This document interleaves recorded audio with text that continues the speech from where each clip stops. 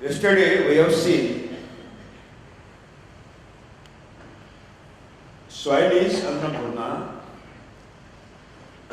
with having the full of nutrients, ocean of the nutrients, saturated by all nutrients which are required for the development of the plant body. But all these nutrients are not in available form. So the roots cannot take easily and direct the conversion of the non-available form into available form. God has created one system of the beneficial living microorganisms which are responsible for the conversion non-available into available form. And Jivamrutam is the culture of that microorganisms. Basically, what are the nutrients are existed in the soil? They are existed in maximum quantity in the deeper zone of the soil. In the upper zone, maybe deficiency of the nutrient because we have lifted, not given back. And there are four natural systems by which all these deeper nutrients are uplifted towards the root zone and are giving available to the roots of the plant. நேற்று நாம் என்ன பார்த்தோம் என்றால் மண் நுண்ணூட்டங்களுடன் நிறைந்த ஒரு சமுத்திரம், ஏராளமான நுண்ணூட்டங்கள் மண்ணில் உள்ளது என்பதை நாம் பார்த்தோம். எவ்வளவு ஆழமாக மண்ணுக்கடியில் செல்கின்றோமோ நாம் அந்த அளவுக்கு அதிக அளவில் பயிர் சத்துக்கள் நிறைந்து காணப்படுகின்றன. பயிர்களுக்கு தேவையான அனைத்து சத்துக்களும் மண்ணில் உள்ளது என்பதையும் நாம் பார்த்தோம். ஆனால் இந்த பயிர் சத்துக்கள் அனைத்தும் பயிர்கள் எளிதில் கிரகிக்கக்கூடிய தன்மையில் இல்லை.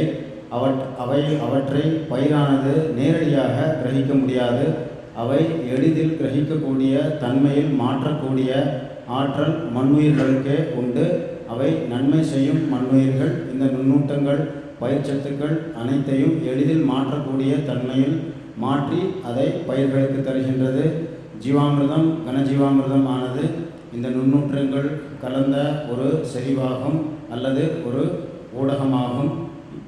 இவ்வாறு மண்ணுக்கு அடியில் இருக்கின்ற அந்த பயிர் சத்துக்களை மேலே மண்ணின் மேல்பரப்பில் எடுத்துக்கொண்டு வருவதற்காக இயற்கையில் 4 நிகழ்வுகள் 4 அமைப்புகள் உள்ளன. ஏனென்றால் சில சமயம் மண்ணின் மேற்பரப்பில் பயிர் சத்துக்கள் இல்லாமல் போகலாம். ஏனென்றால் நாம் பயிர் சத்துக்களை எடுத்த பின்பு அதை நாம் திருப்பி தருவதே கிடையாது, அதனால் இல்லாமல் போகலாம். ஆனால் இயற்கையில் அமைந்துள்ள இந்த 4 அமைப்புகள் அடியில் உள்ள பயிர் சத்துக்கள் அனைத்தையும் மேலே கொண்டு வந்து பயிர்களுக்கு தருகின்றன. Satyu, one of the four, that is the nutrient cycles we have seen yesterday. Main theme of the nutrient cycle is the matter at any cost will return back to its original place. This is the Indian philosophy. What are the researches are done by Western countries, Western scientists, maybe Newton, maybe any other scientist like Einstein. We have to reanalysis of these researches because it is not possible to conclude the natural phenomena, natural systems by our own intellectual. It is not possible. These researches are hypothetical researches. Afterward, it is proved that some researches are happened useless, unscientific. So, it is better to do a reanalysis of these researches, and we will get the solutions and the answers only with the nature, not human intelligence. intellectual, not human intellectual. நாம் வேறு என்ன பார்த்தோம் என்றால் பயிர் சத்துக்கள் இயற்கையாகவே சுழற்சி அடைந்து பயிர்களுக்கு கிடைக்கின்றன என்பதை பார்த்தோம். இதில் ஒரு முக்கியமான கோட்பாடு என்னவென்றால் பொருட்கள் எடையுள்ள எந்த பொருட்களும் எங்கிருந்து வந்ததோ அங்கே திரும்பி சென்று அடைந்து விடுகின்றது என்பதை நாம் பார்த்தோம். இந்த கோட்பாடு, இந்த தத்துவம் நம்முடைய இந்தியர்களின் கோட்பாடு மற்றும் தத்துவமாகும். ஆனால் மேற்கத்திய அறிவியல் வல்லுநர்கள் சில கோட்பாடுகளை அவர்கள் கண்டுபிடித்தார்கள். அக்காலகட்டத்தில் அது உரியதாக இருந்தது என்பது சந்தேகத்திற்கு இடமில்லை. ஆனால் புகழ்பெற்ற அறிவியல் வல்லுநர்களான ஐசக் நியூட்டன் மற்றும் ஐன்ஸ்டீன் போன்றவர்கள் கண்டுபிடித்தவை அக்காலகட்டத்தில் வேண்டுமானாலும் சரியாக இருக்கலாம். ஆனால் சில இடங்களில் நாம் அதை ஆராய்ந்து அறிந்தே பார்க்க வேண்டும். எல்லாவற்றிற்கும் விடையானது இயற்கையில் மட்டுமே உள்ளது. அக்காலகட்டத்தில் அது சரியாக இருந்திருக்கலாம். ஆனால் நாம் அதை திரும்ப திரும்ப ஆய்வு செய்ய வேண்டும். நம்முடைய எல்லா பிரச்சனைகளுக்கும் தீர்வு இயற்கையில் மட்டும்தான் உள்ளது என்பதை நீங்கள் அறிய வேண்டும். Knowledge and the truth is not coming from outside. Knowledge and truth is coming from inside. It is totally wrong that knowledge is coming from outside. Information is coming from outside. And information is not a knowledge. Information is not a truth. அறிவும் உண்மையும் நமக்கு உள்ளே இருக்கின்றது. வெறும் தகவல்களும் செய்திகளும் மட்டுமே வெளியிலிருந்து கிடைக்கப்பெறுகின்றது. அறிவும் உண்மையும் நமக்கு உள்ளே மட்டும்தான் உள்ளது. Knowledge means that information which is given by the 5 human organs. Knowledge means that information which is given by 5 human organs. That means eyes, nose, ears, skin and tongue. அறிவானது நம்முடைய 5 அங்கங்கள் மூலம் நாம் எடுத்துக்கொள்கின்றோம். உதாரணத்திற்கு கண், மூக்கு, வாய், தோல் மற்றும் கை, இவற்றிலிருந்து நாம் இந்த அறிவை நாம் எடுத்துக்கொள்கின்றோம்.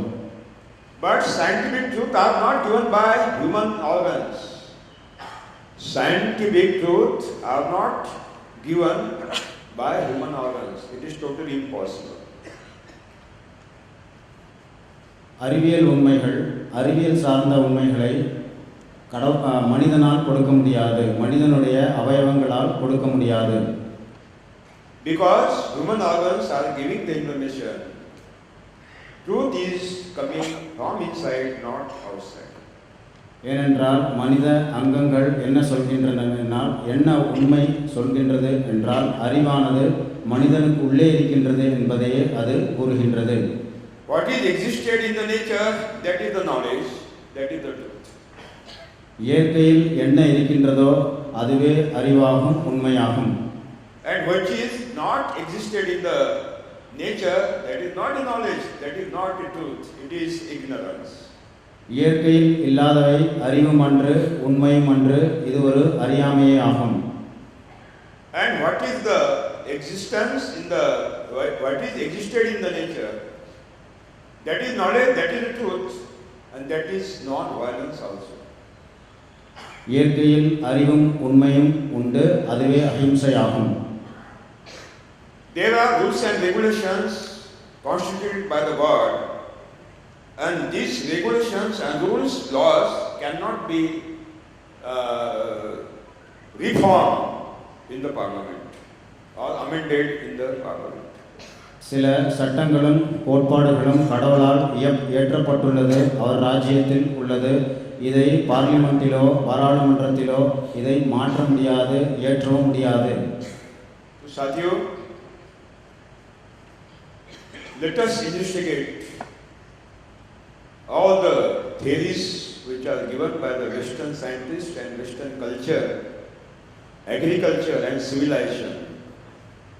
It is very essential. We have the solutions, they have no solution at all. நண்பர்களே, எனவேதான் கூறுகின்றேன், மேற்கத்திய நாகரிகத்திலிருந்து எந்த கலாச்சாரம் வந்ததோ, அந்த அறிவியல் வல்லுநர்களிடமிருந்து எந்த தத்துவங்களும் கோட்பாடுகளும் வந்ததோ அதை நாம் திரும்பவும் ஆராய்ந்து அறிந்து தெளிய வேண்டும்.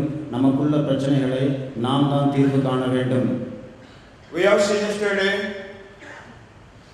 there are three universal forces: gravitational force, capillary force, and controlling force, which manage pre-planned very beautifully, fantastically entire universe and control entire universe.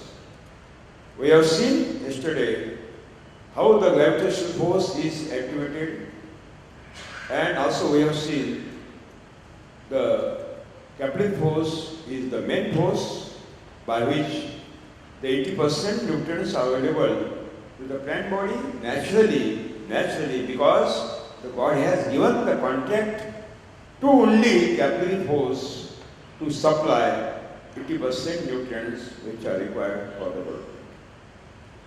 நாம் இந்த அண்ட சராசரங்களை இயக்குகின்ற 3 விசைகளை நேற்று பார்த்தோம். ஒன்று புவியீர்ப்பு விசை, இரண்டாவது தந்துகி விசை, மூன்றாவது கட்டுப்பாட்டு விசையாகும்.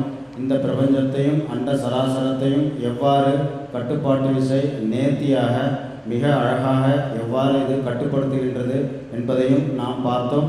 புவியீர்ப்பு விசை பற்றியும் நாம் ஆராய்ந்து அறிந்தோம். மேலும் தந்துகி கவர்ச்சி விசை எவ்வாறு பயிருக்கு தேவையான அனைத்து சத்துக்களையும் கொடுக்கின்றது என்பதையும் நாம் பார்த்து அறிந்தோம். சுமார் 80% பயிருக்கு தேவையான, அதன் வளர்ச்சிக்கு தேவையான அனைத்து பயிர் சத்துக்களையும் இந்த தந்துகி கவர்ச்சியே தருகின்றது. இதை கடவுள் உண்டாக்கப்பட்ட ஒரு நேர்த்தியான விசையாகும். I do not deny the existence of the gravitational force. It is existed. But what is the form of gravitational force? It is very essential to reanalysis, to do the reanalysis. புவியீர்ப்பு விசை உள்ளது என்பதை நான் நிச்சயமாக ஒற்றுக்கொள்கின்றேன். ஆனால் அது எவ்வாறு இருக்கின்றது, எப்படி வேலை செய்கிறது என்பதை நாம் திரும்பவும் பார்க்கத்தான் வேண்டும். The gravitational force pulled down the rainwater in the soil through the vacuoles, and entire rainwater is deposited in the internal water reservoir in the stomach of the earth. படத்தில் நீங்கள் காண்பதைப் போல மழை நீரானது மண்ணின் மேற்பரப்பில் விழுகின்றது.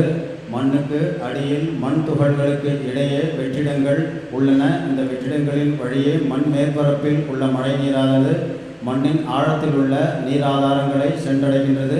இதை செய்வது புவியீர்ப்பு விசையாகும். During the rainy season, this water vapor is coming up by means of the fulfilling the depressions from high pressure to low pressure area by means of the capillary force, because this contact is given to the capillary force by the bird, and this water vapor is coming up by the capillary force simultaneously, same time. The deeper zone nutrients, ocean of the nutrients are dissolved in that water vapor, and when water vapor will come up toward the surface of the soil, these dissolved nutrients, minerals also are coming in large quantity. Only the water vapor will go inside in the atmosphere by means of the transevaporation losses, but entire roots, entire minerals are deposited near the root zone, and simultaneously both the water vapor, Rapsa, is also available to the plant body, and at the same time the nutrients also are available to the plant body naturally. மழை நீரானது மண்ணின் அடியில் ஆழத்தில் நீராதாரங்களை சென்று அடைகின்றது. பிறகு அது மேலே வெப்பம் அதிகமாகும் பொழுது மேலே உள்ள அழுத்தம் குறைவாகவும் ஆழத்தில் உள்ள நீரின் அழுத்தம் அதிகமாகவும் இருக்கும். இதனால் நீராவியானது படிப்படியாக மேல் நோக்கி செல்கின்றது. இதை தந்துகி கவர்ச்சி என்ற விசை நேர்த்தியாக செய்கிறது. இவ்வாறு செய்யும் பொழுது இந்த நீராவி மேல் நோக்கி வரும்பொழுது தன்னுடைய பயிர் சத்துக்களையும் ஏனைய தாதுக்களையும் அது கரைத்து கொண்டு மேல் நோக்கி சென்று ஆவியாக மேலே சென்று விடுகிறது, காற்றில் கலந்து விடுகின்றது. ஆனால் அது தன்னுடன் எடுத்துக்கொண்டு வந்த பயிர் சத்துக்களும் தாதுக்களும் பயிர்களின் வேர் பகுதிகளுக்கு அருகே இட்டுவிட்டு தான் செல்கின்றது. இதனால் பயிர்கள் எளிதாக தன் வளர்ச்சிக்காக இந்த பயிர் சத்துக்களை எடுத்துக்கொள்கின்றது. அங்கே வாப்சா என்ற ஒரு நிலை உருவாகின்றது. உங்களுக்கு தெரியும் வாப்சா என்றால் என்ன என்று. நீராவியும் நீரும் அங்கு உள்ளது, நுண்ணுயிர்களும் அங்கு இருக்கின்றன, பயிர் சத்துக்களும் தந்துகி கவர்ச்சியால் பயிர்களுக்கு தரப்பெறுகின்றன. எனவேதான் 80% அதிகமான பயிர் சத்துக்கள் தாவரங்களுக்கு இந்த விசையின் மூலம் கிடைக்கப்பெறுகின்றது. Green Revolution was well known about the fact that if 80% nutrients are supplied by capillary force, then those will available all the nutrients, and as a result, the farmers will not commit to purchase chemical fertilizers from the market, and money from India will not go to exploiter system. So they have decided to stop these activities of the capillary force so that nutrient will not come up and also moisture will not come up, will not available to the plant body, and as a result the farmers will commit to purchase chemical fertilizer from the market, and even the governments will commit to plan the big dams so that the World Bank and International Monetary Fund will come to India to give the big loans, and India will become a big beggar.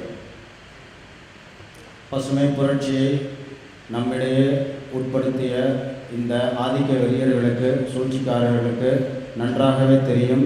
பயிருக்கு தேவையான 80%க்கும் மேலான பயிர் சத்துக்கள் இந்த தந்துகி விசையை தந்துவிடுகின்றது என்பதை இவர்கள் அறிவார்கள். எனவேதான் அவர்கள் என்ன செய்தார்கள், இந்த தந்து கவர்ச்சியை நிச்சயமாக இதை நிறுத்திவிட வேண்டும் என்றே அவர்கள் திட்டமிட்டனர். ஏனென்றால் அப்பொழுதுதானே விவசாயி இடுபொருட்களை சந்தையிலிருந்து வாங்கி வருவான். இதனால் நம்முடைய பொருளாதாரமும் சுரண்டப்படும். இதனால் அரசாங்கமானது மிகப்பெரிய அணைகளை கட்ட வேண்டிய நிர்பந்தம் ஏற்படும். உலக வங்கியிலிருந்து நாம் தொடர்ச்சியாக கடன் பெற்றுக்கொண்டே இருப்போம். இதனால் நாம் பிச்சைக்காரர்களாக நிச்சயமாக மாறிவிடுவோம் என்று அவர்கள் திட்டமிட்டு இந்த பசுமை புரட்சியை இங்கே புகுத்தினார்கள். They studied well the fundamental science. Exploiter system studied well the fundamental science, and they have seen that these gaps are responsible for incoming the water and upgoing of the minerals. So they decided to block the gaps. If the gaps will be blocked, automatically the rainwater will not deposited in the internal water reservoir, and then the government will build up a big dams, and when the mineral will not come up, the nutrient will not available to the plant body. Ultimately the farmers will commit to purchase the chemical fertilizers and nutrients from the market, and the economy of India will be exploited. And for that purpose they have recommended the utilization of chemical fertilizers. இந்த பசுமை புரட்சியை புகுத்திய இந்த ஆதிக்க வெறியர்களுக்கு நிச்சயமாக தெரியும் எப்படி தந்துகி கவர்ச்சி வேலை செய்கின்றது என்று. இவர்களுக்கு அடிப்படை அறிவியல் நன்றாகவே தெரியும்.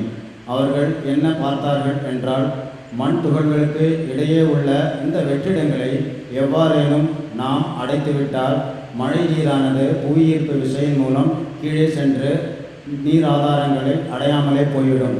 அப்பொழுது நாம் பெரிய பெரிய அணைகளை கட்ட வேண்டிய நிர்பந்தத்திற்கு தள்ளப்படுவார்கள் என்பது அவர்களுக்கு தெரியும். மேலும் இந்த துளைகளை அடைப்பதன் மூலம் கீழிருக்கும் நீரானது ஆவியாக மேலே வராது. அப்பொழுது அது பயிர் சத்துக்களை எடுத்துக்கொண்டு மேல் நோக்கி வராமல் பயிர்களுக்கு அந்த பயிர் சத்துக்கள் கிடைக்கப்பெறாத ஒரு நிலை ஏற்படும்.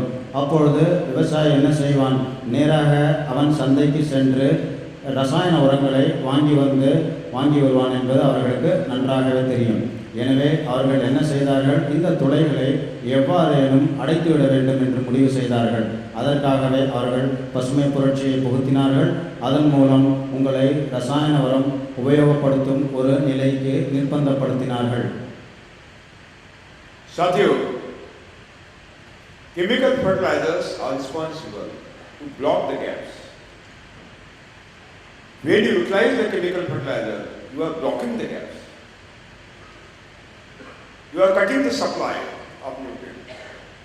And you are responsible for the big dams and exploitation of the land, atmosphere, and Indian economy. And even the farmers land also. So, what is the role of chemical fertilizers? Let us discuss in the blocking of these gaps. இவ்வாறு மண் துகள்களுக்கு இடையே உள்ள வெற்றிடங்களை அடைத்த பெருமை உங்களையே சாரும். நீங்கள் தான் ரசாயன உரத்தை உபயோகப்படுத்தி இதனை அடைத்து விட்டீர்கள். இவ்வாறு இதை அடைத்ததன் காரணமே பெரிய பெரிய அணைகள் கட்ட வேண்டிய நிர்பந்தம் ஏற்பட்டது. இதனால் பெரிய அளவில் நிலங்கள் கையகப்படுத்தப்பட்டது. எனவே தான் நான் கூறுகின்றேன், விவசாயிகள் ஆகிய நீங்கள் தான் இந்த ரசாயன உரத்தை உபயோகப்படுத்தி பெரிய பெரிய அணைகள் கட்ட வேண்டிய ஒரு நிலைக்கு நாம் தள்ளப்பட்டோம். Urea. When you utilize urea in the soil, and when these urea molecules combine with the water vapor,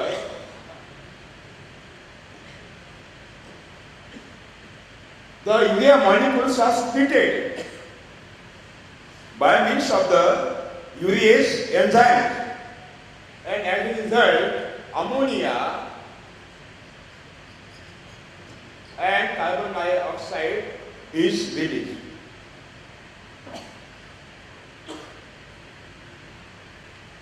நீங்கள் படத்தில் காண்பதைப் போல எப்பொழுது நீங்கள் யூரியாவை உபயோகப்படுத்துகின்றீர்களோ, தழைச்சத்தை உபயோகப்படுத்துகின்றீர்களோ, அதில் உள்ள மாலிகூல்ஸ் ஆனது, அணுக்கூறுகளானது நீராவியுடன் கலந்து அமோனியா மற்றும் கரியமில வாயுவை ஏற்படுத்துகின்றது. யூரியாவானது நீராவியுடன் கலந்து அமோனியா மற்றும் கரியமில வாயுவை உண்டாக்குகின்றது. You have to magnify this picture. Yes. You have to magnify this picture. Yeah. You have to magnify this picture so that we can see big picture. When I write this, you have to magnify. Yeah. இந்த படம் நல்லா தெரியுதாங்க எல்லாருக்கும்? எல்லாருக்கும் தெரியுதா? படம் தெரியுதா? Sadhguru, these ammonia and carbon dioxide are very poisonous gases. And all these ammonia, carbon dioxide, poisonous gases are circulated through the gaps. And microorganisms are killed and humus creation is stopped. That is the consequence number 1. இந்த அமோனியாவும் கரியமில வாயும் நச்சுத்தன்மை உள்ள ஒரு வாயுவாகும். இது மண்ணுக்கு அடியில் உண்டாகும் பொழுது மண்ணிற்கு இடையே உள்ள துகள்களில் உள்ள வெற்றிடங்களில் இந்த நச்சுத்தன்மை உள்ள வாயுக்கள் சென்றடைகின்றன. அங்குள்ள நுண்ணுயிர்களை இது கொன்றுவிடுகின்றது. நுண்ணுயிர்கள் கொல்லப்பட்டால் உங்களுக்கே தெரியும், மண்ணின் வளமான மக்கு உண்டாவது தடுக்கப்படுகின்றது. இதுவும் ஒரு திட்டமிடப்பட்டு ஏற்படுத்தப்பட்ட ஒரு சூழ்ச்சியே ஆகும். Afterward, this ammonia and carbon dioxide are combined with water again, and carbonates, amines, just like the salts are created, and all these salts are deposited in the gap between two soil particle aggregates.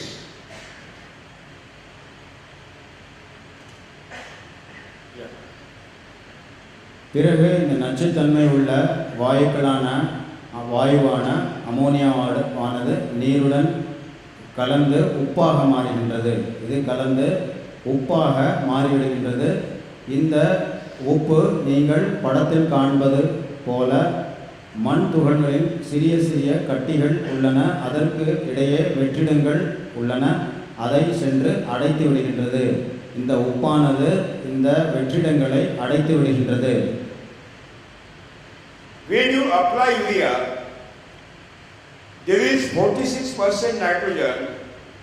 What is 54? Salts. These are pillars. And these salts are also deposited in the gaps between two soil particle aggregates. நீங்கள் யூரியாவை வாங்கும் பொழுது அதில் 46% மட்டுமே வெடியம் என்ற தழைச்சத்து இருக்கும். 54% அவர்கள் உப்பையே கலந்து கொடுக்கின்றார்கள். இந்த உப்பும் இந்த வெற்றிடங்களை சென்று அடைத்து விடுகின்றது. The plant root cannot take nitrogen in the form of ammonia. The roots want nitrogen in the form of nitrates. And some bacterial species convert ammonia into nitrate. பயிர்கள் அமோனியாவை நேரடியாக கிரகிக்கவே முடியாது. அவை நைட்ரேட் என்ற நிலையில் மட்டும்தான் கிரகிக்க முடியும். இந்த அமோனியாவிலிருந்து நைட்ரேட்டாக சில நன்மை செய்யும் நுண்ணுயிர்கள் மாற்றி பயிர்களுக்கு தருகின்றது. All nitrates are not taken by the roots. Maximum nitrates are leached in the water and deposited also in the gaps between two soil particles. That means again we are depositing the salts in between the gaps. பயிருக்கு தேவையானதோ அதன் வளர்ச்சிக்கு தேவையானதோ சிறிய அளவு நைட்ரேட்டுகள் மட்டுமே. பெரும்பான்மையான நைட்ரேட்டுகள் நீராதாரங்களை சென்றடைகின்றது, மேலும் உள்ள இடைவெளியை சென்று அடைத்துக் கொள்கின்றது. That means when you utilize urea, you are filling the gaps by the salts. எனவேதான் யூரியாவை நீங்கள் உபயோகப்படுத்தும் பொழுது மண் துகள்களுக்கு இடையே உள்ள மிக இன்றியமையாத இந்த வெற்றிடங்களை நீங்கள் அடைத்து விடுகின்றீர்கள்.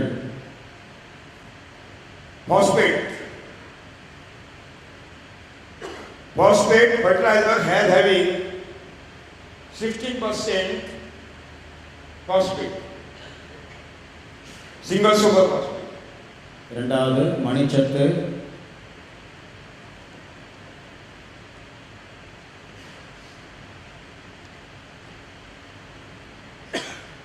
16% phosphate, 84% are the salt, are the pillars. Again, these 84% salts, which are the pillars, are deposited in the gap between two soil particles. மணிச்சத்திலும் பாஸ்பேட்டுகளிலும் நீங்கள் சந்தையிலிருந்து வாங்குவதில் 16% மட்டுமே மணிச்சத்து உள்ளது, 16% மட்டுமே பாஸ்பேட் உள்ளது. எஞ்சிய 84% உப்பாகும். எஞ்சிய 84% உப்பாகும். இதுவும் வெற்றிடத்தை அடைத்துக் கொள்கின்றது. When you utilize phosphatic fertilizers in the soil, entire phosphate is not available to the plant body, not taken by the roots.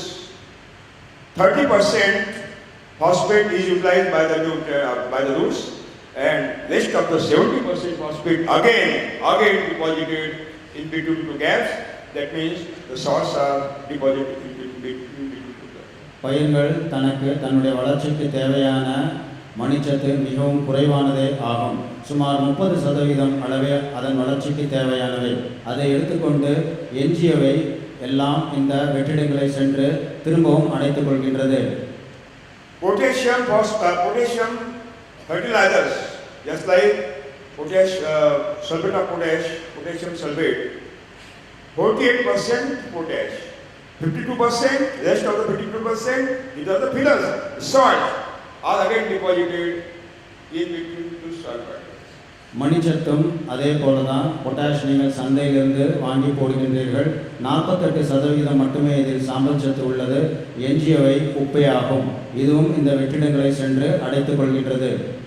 That means when you utilize chemical fertilizers, you are responsible for the depositing maximum quantity of the salts in between the gaps between two soil particle aggregates.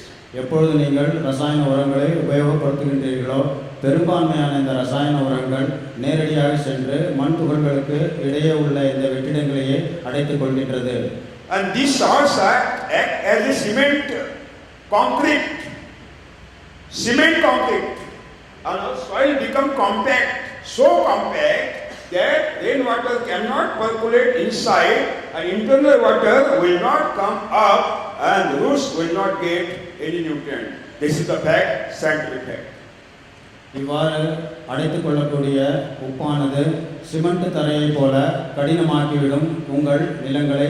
இதனால் மேலிருக்கும் மழை நீரும் கீழே சென்று அடைவதில்லை, கீழே இருக்கும் நீரும் மேலே வருவதே கிடையாது. இது ஒரு அறிவியல் பூர்வமான உண்மை. In August, September, you will see our soil, chemically grown soil, is become so compact, just like cement concrete, that during intercultural operations, our instruments are dancing bhangra, cannot enter in the soil. So much the compactness is happened by means of this application of the chemical fertilizers. August September மாதங்களில் ரசாயன உரம் பயன்படுத்தப்பட்ட நிலங்களில் சென்று நீங்கள் பார்த்தீர்களானால் cement concrete போல கடினமாக இருக்கும். அங்கு உழவு செய்வதற்கு நீங்கள் டிராக்டரை எடுத்துக்கொண்டு சென்றால் அது நடனமாடிக்கொண்டே இருக்கும். எனவே நான் கூறுகின்றேன், ரசாயன உரத்தை நீங்கள் தொடர்ந்து உபயோகப்படுத்தினால் மண் கடினமாகிவிடும். இது ஒரு அறிவியல் பூர்வமான உண்மை. And when soil become compact, soil is not loosened by our traditional instrument, just like the harrow and wooden plough. Not at all. You want to purchase the tractor, Rakshasa. And again soil become compact. Then 65 horsepower, 100 horsepower, 124 horsepower. That means you are responsible to become the soil more and more compact and more useless. And ultimately the final decision will be taken by the God that soil will become barren, totally barren. It is happened in India, lakhs of the hectare land is totally become barren. No single grass can germinate in that soil, and soil cannot be manufactured in the factory. This is the reality. இவ்வாறு கடினமாக்கப்பட்ட நிலப்பரப்பினை பாரம்பரியமான நம்முடைய கலப்பைகளாலும் விவசாய கருவிகளாலும் நீங்கள் உழவே முடியாது. நீங்கள் என்ன முடிவு செய்கின்றீர்கள்? உடனடியாக சென்று டிராக்டரை வாங்கி வருகின்றீர்கள். இதுவும் மேலும் தன்னுடைய வெயிட்டினால் அந்த நிலத்தை கடினமாக்கி விடுகின்றது. மேலும் மேலும் இவற்றை உழவு செய்து இந்த நிலப்பரப்பினை உடைப்பதற்காக நீங்கள் என்ன செய்கின்றீர்கள்? இதனுடைய குதிரை சக்தியை அதிகப்படுத்தி பெரிய பெரிய டிராக்டர்களை வாங்கி உழவு செய்கின்றீர்கள். இதை பார்த்து கொண்டிருக்கும் கடவுள் என்ன செய்கின்றான்? முடிவில் அந்த நிலத்தை மலடாக்கி விடுகின்றான். எனவேதான் இந்தியாவில் பல லட்சக்கணக்கான நிலங்கள் இவ்வாறு மலடாகிவிட்டது. இதற்கு காரணம் இந்த ரசாயன உரங்களை உபயோகப்படுத்துவதே ஆகும்.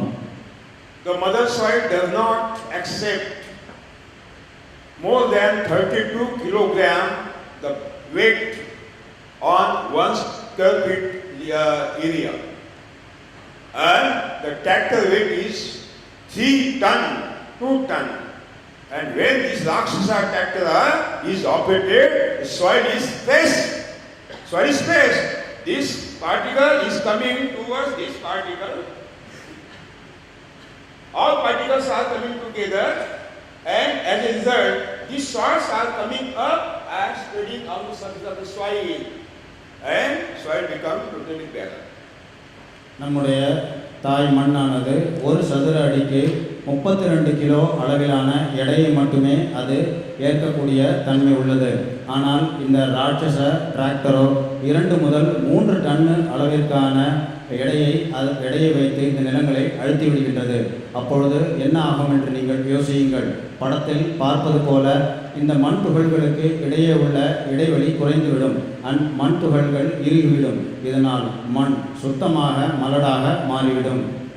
And when all the gaps are blocked, as a result, rainwater cannot percolate inside.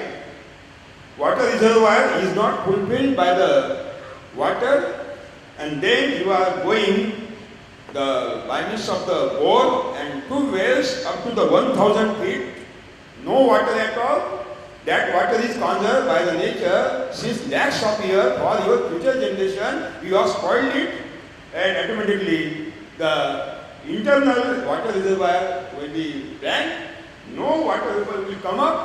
That means no internal nutrients will come up, and roots will not get the nutrient and water will burn. And if there is no rain for 15 days, entire crop is dried, entire this crop is dried. This is the fact. This is the fact. இவ்வாறு இறுகிப்போன மண்ணின் மூலம் மழை நீரானது நிலத்தடி நீரை சென்று அடைவதே இல்லை. இதனால் என்ன ஆகின்றது?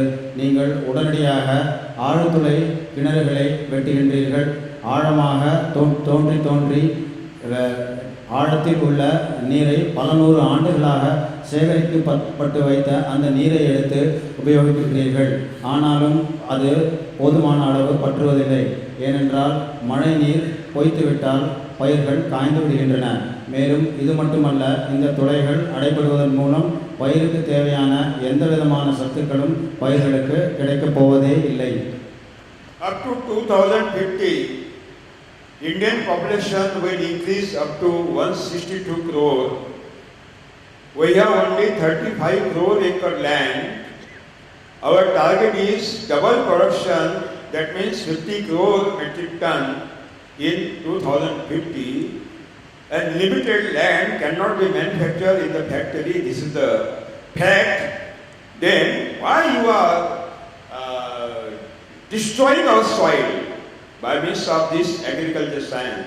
We have to ask the agriculture university why you are recommending the chemical fertilizer and why are recommending the tractor for cultivation. Why?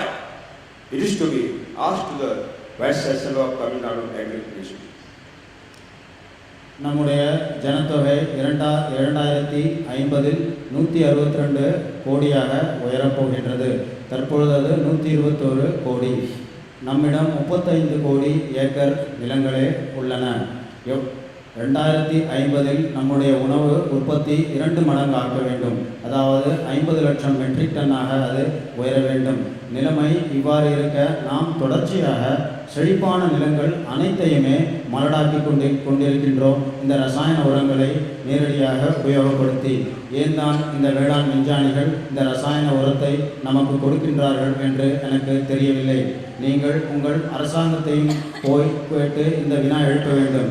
ஏன் இவர்கள் இந்த ரசாயன உரத்தை உங்களுக்கு கொடுத்து எல்லா விதமான நிலங்களையும் தொடர்ச்சியாக பாழ்படுத்தி கொண்டுதான் இருக்கின்றார்கள்? When the government will take decision to stop the destruction of the soil and ban chemical farming, we will not wait for that decision. But we can stop the destruction. Why? All of you can stop the destruction. Only you have to take the oath. Only simple oath. We will not utilize chemical farming since tomorrow, and we will not utilize the tractor for deep plowing since tomorrow.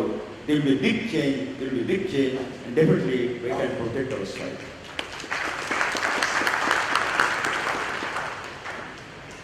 நம்முடைய அரசாங்கம் எப்பொழுது வேண்டுமானாலும் இந்த ரசாயன உரத்தை நிறுத்திவிட வேண்டும் என்ற முடிவை அவர்கள் எடுத்துக்கொள்ளட்டும்.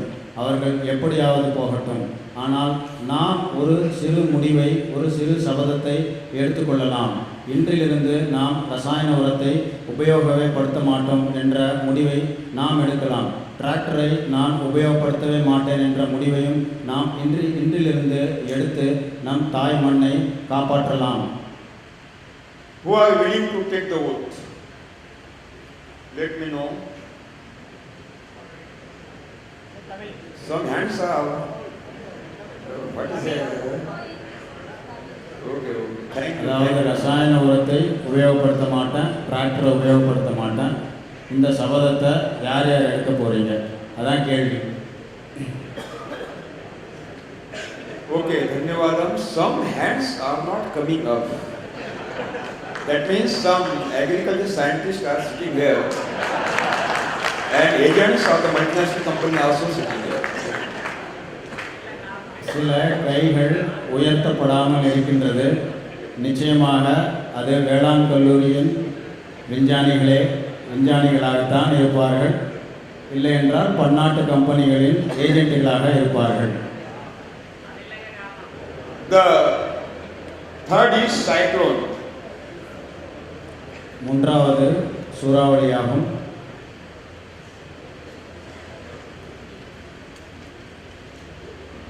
If the cyclones are not created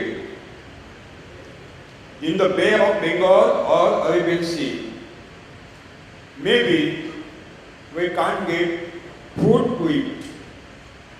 Not possible to grow the crops and not possible to nature to create the dense forest. இந்த சூறாவளியானது நம் கடல்களில் இந்து மகா சமுத்திரத்திலோ அரபிக்கடலிலோ வங்காள விரிகுடாவிலோ உருவாக விட்டால் நமக்கு உணவே கிடைக்காது, பயிர்களும் வளராது. Monsoon is coming in the Indian Ocean, no doubt. Monsoon collecting 700 cubic mile water vapor from the Indian Ocean, Bay of Bengal and Arabian Sea, no doubt. But distribution is not in the hand of the monsoon. Distribution of the water, rainwater, is given by the God in the hand of cyclones. சந்தேகமே இல்லை, பருவமழையானது இந்த சமுத்திரத்திலிருந்து வருகின்றது. இந்து மகாசமுத்திரம், வங்காள விரிகுடா இவற்றிலிருந்து வருகின்றது. தன்னோடு 700 cubic mile அளவிலான நீரை எடுத்துக்கொண்டு தான் வருகின்றது. ஆனால் இது சீராக விநியோகிக்கப்படவில்லை. கடவுளானவர் இந்த வேலையை இந்த சூறாவளி காற்றுக்கே கொடுத்துள்ளார். இந்த மழை நீரை சீராக விநியோகிக்கும் ஒரு தன்மையை இந்த சூறாவளிக்கே கடவுள் கொடுத்துள்ளார். Cyclones are created by the depressions, and depressions are created by the high level of the temperature in that space.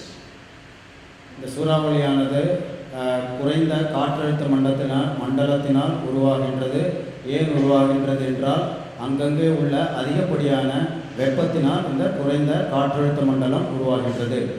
When the temperature of the sea water level is increased, automatically the air is dispersed, low pressure area is developed.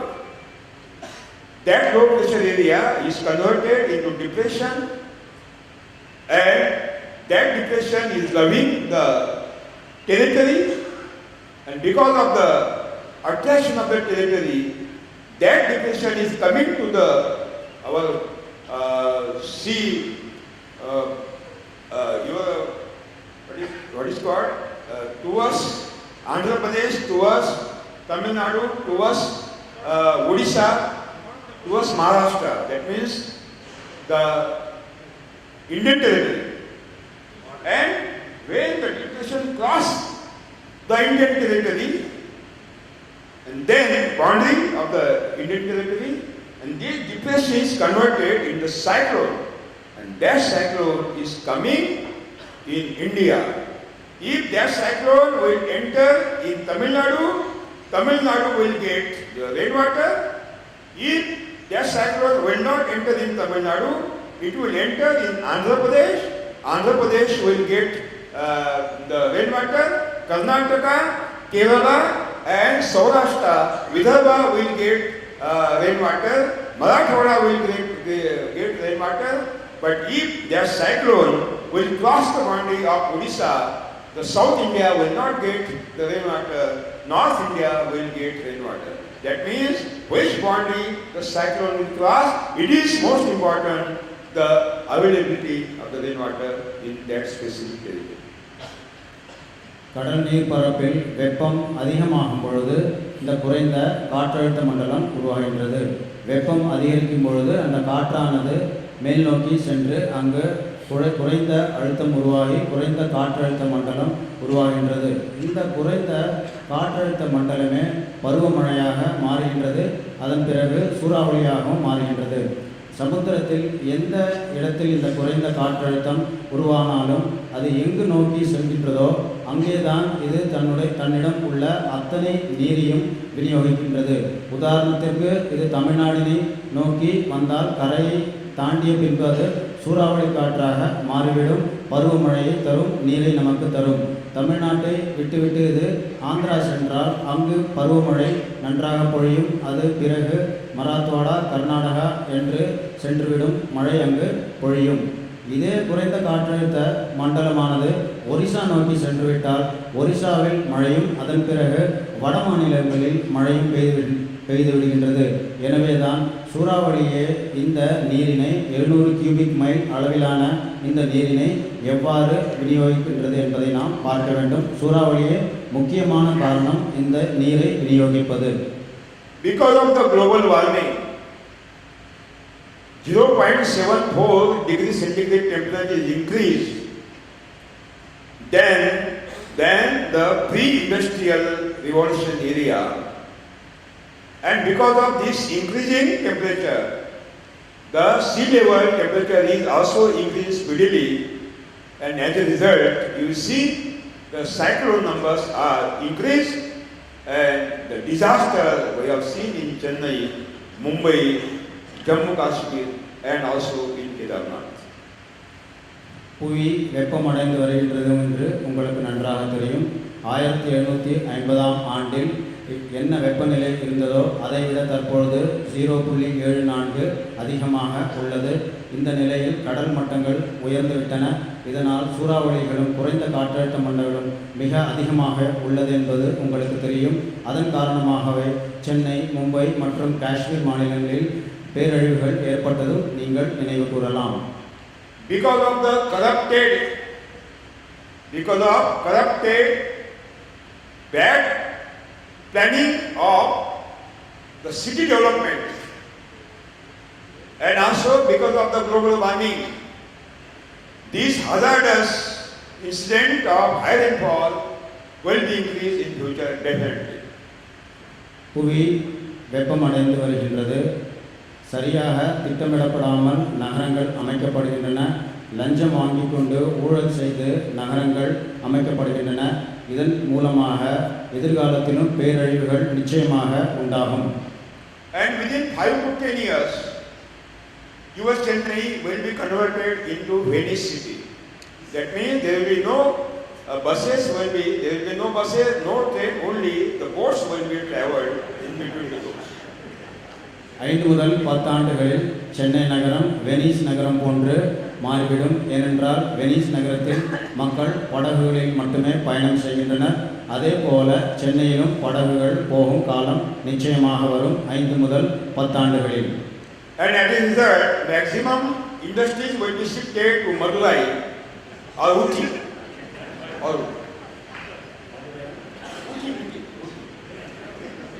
இதன் காரணமாக சென்னையில் உள்ள தொழில்கள் அனைத்தும் மதுரை நகரத்திலும் ஊட்டியிலும் கொண்டு சென்று விடுவார்கள். And people will leave Chennai. What will be the Chennai? What will be the Chennai future? I don't know. சென்னையில் உள்ள மக்கள் அனைவரும் அங்கிருந்து வெளியேறி விடுவார்கள். அதனுடைய எதிர்காலம் தான் என்ன எனக்கு நிச்சயமாக தெரியாது. So immediately sell your property from Chennai and come to Uti or Mayapur. உடனடியாக சென்னையில் சொத்துக்கள் வைத்திருப்பவர்கள் அனைவரும் அதை விற்றுவிட்டு மதுரைக்கோ அல்லது ஊட்டிக்கோ சென்று விடுங்கள்.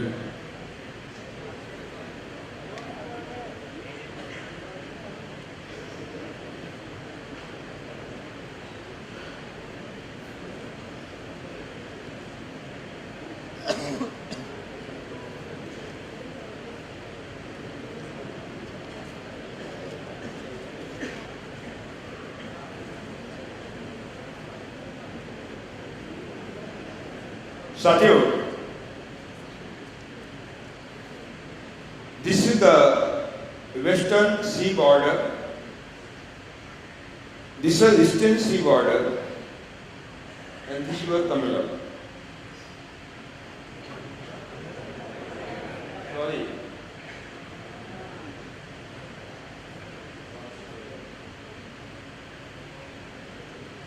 This is Rajasthan.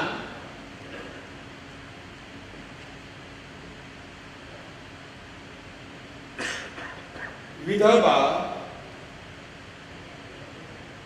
Chhattisgarh,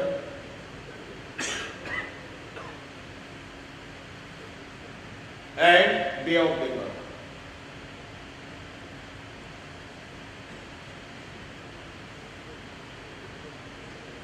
When monsoon enter in the Indian Ocean, in the Kritika Nakshatra, that means in the middle part of May, At a time, by means of the high temperature of atmosphere, the low pressure area is created in this Bay of Bengal. And because of this low pressure area impact and high temperature in Earthworm and Rajasthan area, another depression is created in Earthworm, Chhattisgarh and Rajasthan in May, middle of the May. நீங்கள் படத்தில் காண்பது போல தமிழ்நாடு வரையப்பட்டுள்ளது. மேற்கு கடற்கரை, கிழக்கு கடற்கரை உள்ளது. வங்காள விரிகுடா குறிப்பிடப்பட்டுள்ளது. விதர்பா, சத்தீஸ்கர் இருக்கின்றது. மேலே ராஜஸ்தான் இருக்கின்றது. மே மாத நடுவில் கிருத்திகை நட்சத்திரத்தில் சூரியன் எப்பொழுது செல்கின்றதோ அப்பொழுது வங்காள விரிகுடாவில் வெப்பம் அதிகரிக்கின்றது. அதனால் அங்கு குறைந்த காற்றழுத்த மண்டலம் உருவாகின்றது. அதே போல விதர்பா மற்றும் சத்தீஸ்கரும் அதே நேரத்தில் வெப்பம் அதிகரித்து குறைந்த காற்றழுத்த மண்டலம் உண்டாகின்றது. ராஜஸ்தானிலும் வெப்பம் அதிகரித்து குறைந்த காற்றழுத்த மண்டலம் உருவாகின்றது. Because of these depressions, the water vapor is attracted towards central part of India from the sea coast. Ultimately, water vapor content is increased in the atmosphere in the middle of the May, and we see after 2 p.m. Afternoon 2 p.m. suddenly the clouds are coming. In the central part of India. இந்த குறைந்த காற்றழுத்த மண்டலம் உருவாவதால் கடலில் உள்ள நீராவியானது காற்றில் சென்று கலக்கின்றது, இழுக்கப்படுகின்றது. இதன் மூலம் மத்திய இந்தியாவில் நண்பகலில் 2 மணிக்கு நீங்கள் பார்க்கலாம், உடனடியாக கருமேகங்கள் எங்கிருந்தோ வந்த வண்ணம் இருக்கும். If there is no El Nino impact in the Pacific Ocean, if there is no El Nino, then the water vapor is attracted from the Arabian Sea by means of these depressions in central part of India, and pre-monsoon showers started in entire South India. Pacific மகா சமுத்திரத்தில் அந்த மே மாதம் El Nino இல்லாவிட்டால் அரேபிய கடலில் இருந்தும் நீராவியானது காற்றில் சென்று கலந்து இந்தியாவில் மழை பொழியும். And in entire India, you see in the last week of the May, suddenly the clouds are coming and air is blowing very high speed. Small cyclones are created throughout India, and the dust is thrown in the atmosphere. At the same time, there is sparking. The clouds are sparking, and immediately the rain starts. And in the rainwater, the nitrogen in the atmosphere is dissolved by means of the sparking, and when rainwater will come down on the soil, earth, ultimately with the rainwater, atmospheric nitrogen also is coming, and that the dust particle, which are the minerals actually, phosphate, nitrate, potash, micronutrient, they are also coming together on the soil, and when the rainwater will percolate in the soil, all these materials are deposited in the soil, and that the plant, initial rate of the growth of the plant is benefited. And you see, when you deposit the seed before monsoon start, you will get best result. படத்தில் காண்பது போல குறைந்த காற்றழுத்த மண்டலங்கள் உருவாவதை நீங்கள் படத்தில் பார்த்தீர்கள். மே மாத நடுவில் மத்திய இந்தியாவில் திடீரென்ற கருமேகங்கள் சூழ்ந்து காணப்படும். இந்த கருமேகங்களில் மின்னல் இடியும் கலந்து காணப்படுகின்றன. அப்பொழுது அடிக்கும் சூறாவளி காற்றினால் மண் புழுதிகள் தரையிலிருந்து மேல் நோக்கி கிளம்பி மழை பொழியும். இவ்வாறு மழை பொழியும் பொழுது இடி மின்னலில் இருந்தும் வெடியம் அல்லது நைட்ரஜனை இந்த மழையானது தன்னுடன் கரைத்து கொண்டு கீழே வருகின்றது. மண்புழுதிகள் மண்ணிலிருந்து மேல் நோக்கி எழும்பொழுது அதில் உள்ள அத்தனை நுண்ணூட்டங்களும் தாது பொருட்களும் இந்த மழை நீரில் கரைந்து மண்ணிற்கு கிடைக்கின்றது. இவ்வாறு கிடைக்கும் பொழுது மழைக்காலத்திற்கு முன்பாக நீங்கள் விதைகளை விதைக்கும் போது பயிர்கள் நன்றாக வளர்கின்றன.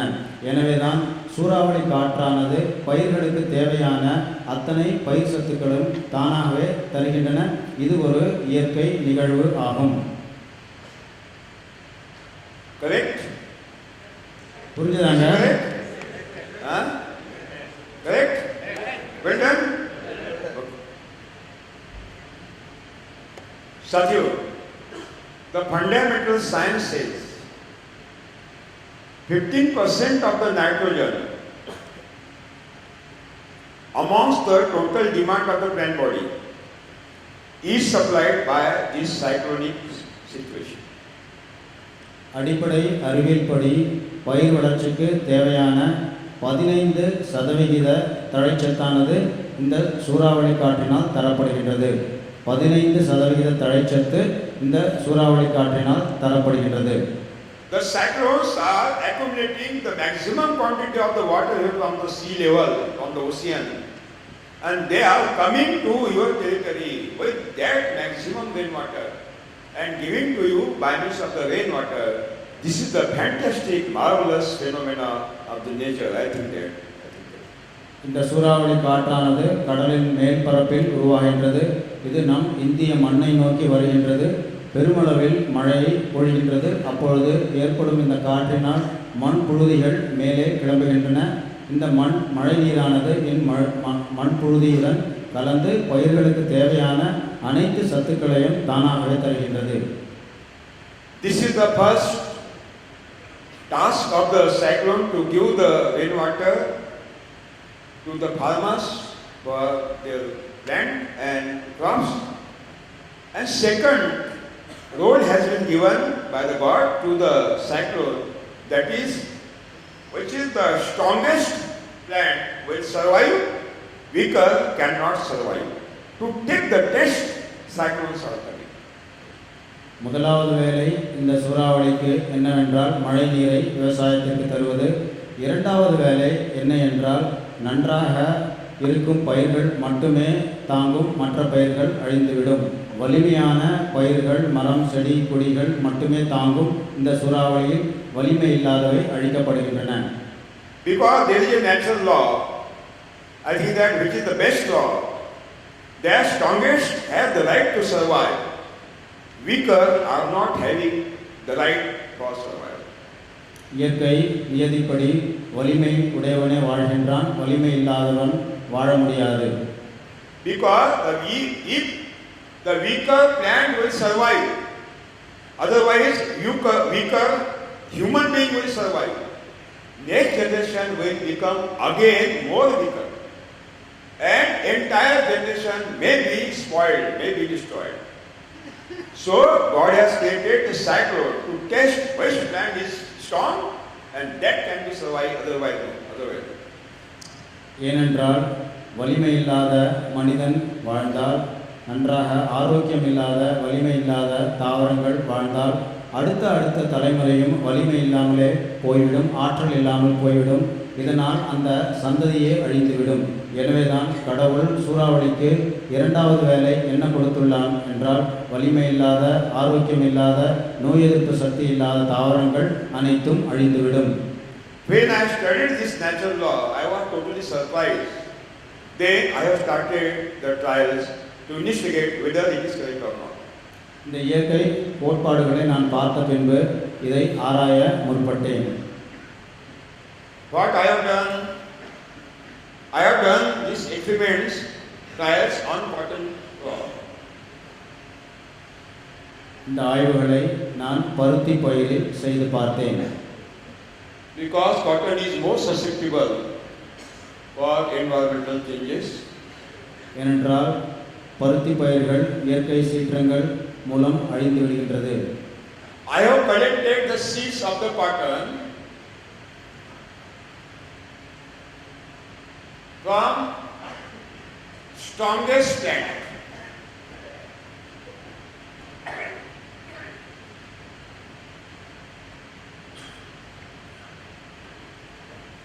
And sown in 1 acre land.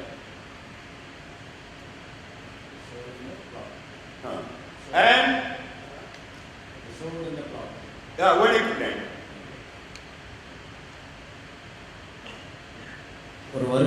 வலிமையான பருத்தி பயிரை எடுத்துக்கொண்டேன். ஆரோக்கியமான பருத்தி செடியை எடுத்துக்கொண்டேன். அதிலுள்ள விதைகளை எடுத்துக்கொண்டு 1 ஏக்கர் நிலத்தில் அதை விதைத்தேன். Strongest. No insect attack, no disease. Strongest. Then another plot, I have selected the seeds of Microclimate, cotton plant. இரண்டாவது செடியை எடுத்துக்கொண்டேன். ஆரோக்கியமில்லாத வலிமை இல்லாத பூச்சி தாக்குதலுக்குடைய விதையை எடுத்தேன். அதை இரண்டாவது நிலத்தில் விதைத்தேன். Sown in another 1 acre plot. Sown in another 1 acre plot. Not given chemical fertilizer, not FYM, no compost, no vermicompost, nothing I have given. Only I have sown the seed in this plot. I have sown the seed in this plot. படத்தில் காண்பதைப் போல முதலாவது நிலத்தில் வலிமையான ஆரோக்கியமுள்ள ஒரு செடியிலிருந்து எடுக்கப்பட்ட விதையை விதைத்தேன். இரண்டாவது நிலத்தில் வலிமை இல்லாத ஒரு செடியிலிருந்து எடுத்து விதைகளை விதைத்தேன். இந்த 2 நிலத்திலும் ரசாயன உரமோ மண்புழு உரமோ கம்போஸ்ட் உரமோ தொழு உரமோ எதையுமே நான் கொடுக்கவில்லை. Only I have given 200 kg Ganajivamutam only at sowing rate. Only Ganajivamutam. விதைக்கும் பொழுது 200 கிலோ கனஜீவாமிர்தம் மட்டும் கொடுத்தேன். And I found at last the strongest plant, those plot which are sown by the strongest plot seeds of the cotton has given 7 quintal per acre. No disease, no insect attack.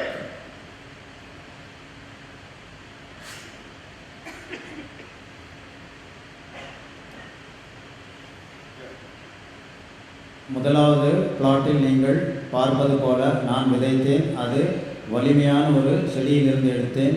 அது மகசூல் 700 kilo 1 ஏக்கருக்கு கொடுத்தது. ஆரோக்கியமாக இருந்தது.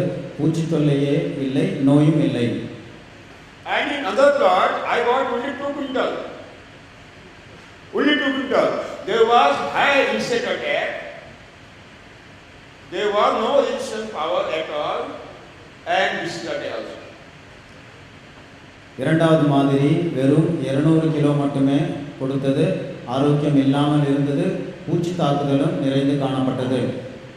Again I have taken the trials. I have sown the seeds of paddy in 1 plot. Those seeds were taken from the market which was grown in the chemical farming. In another plot I have sown the seeds taken from natural farming in 2nd generation, and I have seen that the seeds which were purchased from the market of the paddy was having so many insect attack and diseases also, and production was also very less production. But which seed I have collected from naturally grown paddy plot, giving Jivamutam, Ganajivamutam, and that plot was very safe.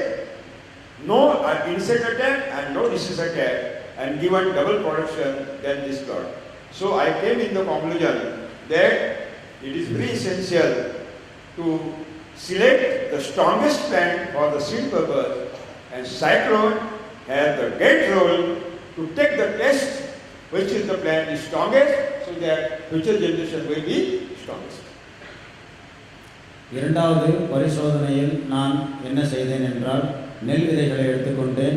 முதலாவது மாதிரி சந்தையிலிருந்து ரசாயன விவசாயத்தால் ஏற்படுத்தப்பட்ட விதையை வாங்கிக் கொண்டேன்.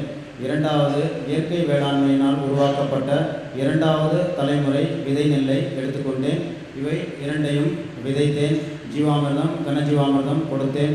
முதல் மாதிரியில் ரசாயன விவசாயத்தால் வந்த விதையில் மகசூல் கம்மியாக இருந்தது, நோய் தாக்குதலும் இருந்தது. ஆனால் இயற்கை வேளாண்மையின் மூலம் வந்த விதை மகசூலும் நன்றாகவே கொடுத்தது. எந்த விதமான நோய் தாக்குதலும் இல்லை, வலிமையாகவும் இருந்தது. எனவே தான் கூறுகின்றேன், சூறாவளியினுடைய 2வது முக்கியமான வேலை என்ன என்றால் வலிமையான ஒரு தலைமுறையை உருவாக்குவதே ஆகும். இதை நாம் செய்ய வேண்டும் என்றால் நல்ல விதைகளை ஆரோக்கியமான தாவரங்களிலிருந்து எடுத்து வலிமையான தாவரங்களிலிருந்தும் எடுக்க வேண்டும். நல்ல விதைகளை எடுப்பதன் மூலமே நல்ல தாவரங்களை உருவாக்க முடியும். In this year, there was a severe cyclone in Andhra Pradesh, coastal Andhra Pradesh, Visakhapatnam, Kakinada, West Godavari, East Godavari, and even some part of the northeast Andhra Pradesh. And there were our plots, naturally grown, zero-based natural farming. They called me after cyclone. There was a miracle happened, miracle. The coconut trees were fallen down. The paddy crop was fallen down and destroyed by means of the cyclone, which was grown by chemical farming. But the miracle was happened that zero-budget natural farming paddy was fallen, but after cyclone is coming up and stood.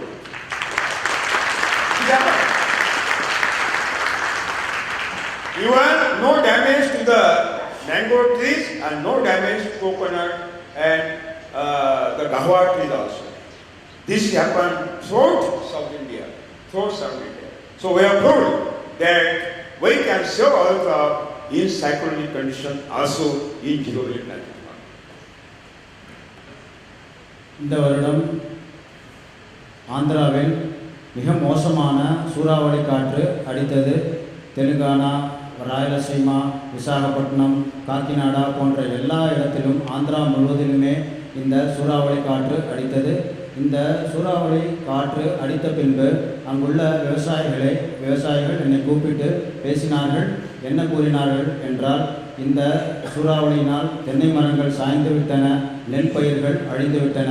இவை அனைத்தும் ரசாயன உரம் போட்டு வளர்த்த பயிராகும்.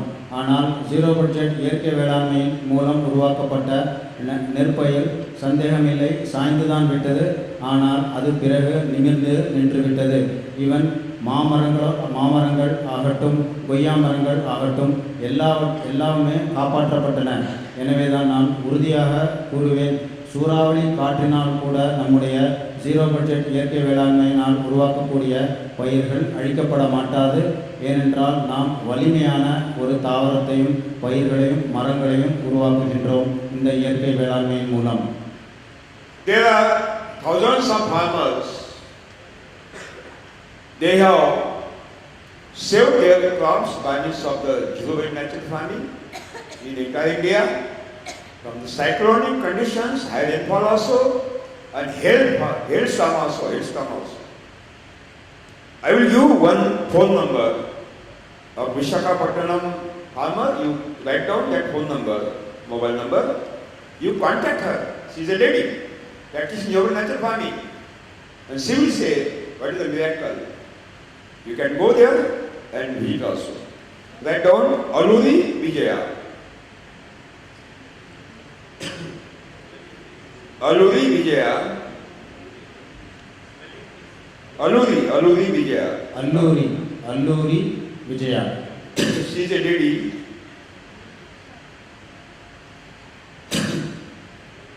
A beautiful model she has established. Alluri Vijaya, Visakhapatnam. Alluri Vijaya. Visakhapatnam, Tamil Nadu. You don't want? Okay, Andhra Pradesh. Right. 09701 09701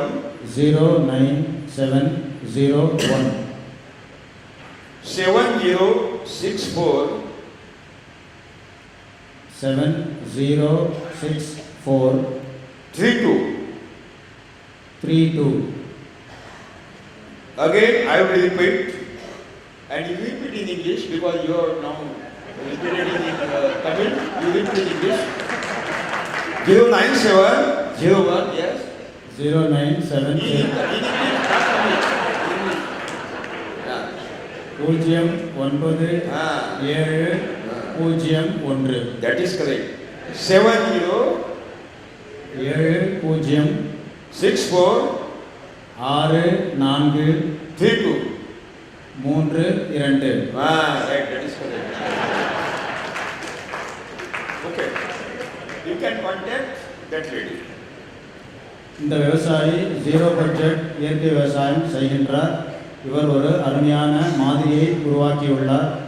இந்த சூறாவளி காற்றினால் கூட இந்த மாதிரி அழியவே இல்லை.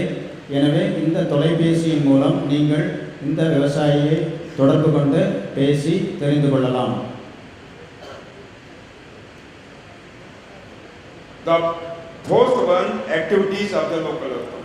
This is the fourth natural system by which the near about all nutrients are available to the plant body.